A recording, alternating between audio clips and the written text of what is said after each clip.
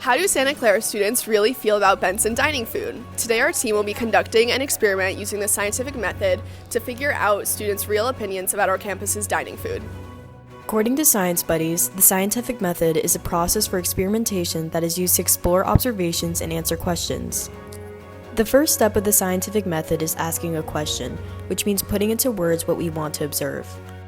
In this experiment, our question is, how do SU students feel about Benson? The second step is to research existing sources. This means getting an introduction and background on what we're trying to observe. We started to scout it out on Fizz and initially observed that students are unhappy with Benson.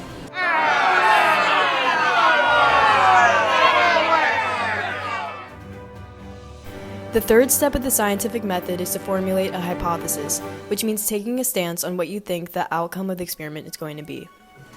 Based on our initial observations, we believe SCU students are generally dissatisfied with Benson food. The fourth step is to design and conduct the study, which means doing the actual experiment. Our method was to randomly interview students eating at Benson for dinner. We asked 2 people eating food from each station how they felt about their meal and the food in general, and we recorded their responses. My name is Nellie, and I don't like Benson because it's really expensive.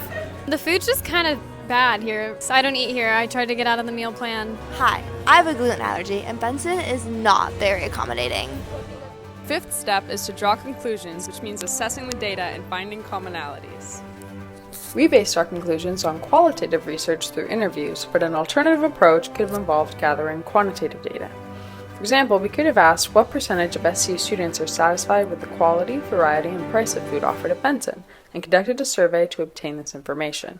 The graph displayed here is a hypothetical example of potential results from a survey-based quantitative approach. But for our experiment using qualitative data, our hypothesis was validated because most of the SU students who were interviewed are dissatisfied with the food. The sixth and final step of the scientific method is to report the results through explaining the commonalities and larger takeaways from the experiment. Our results indicate that most SCU students are dissatisfied with Benson. They specifically mentioned the limited variety, high prices related to quality, and the inconvenience of only having 3 stations open on weekends.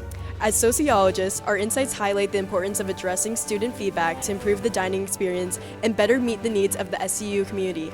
Thank you for watching.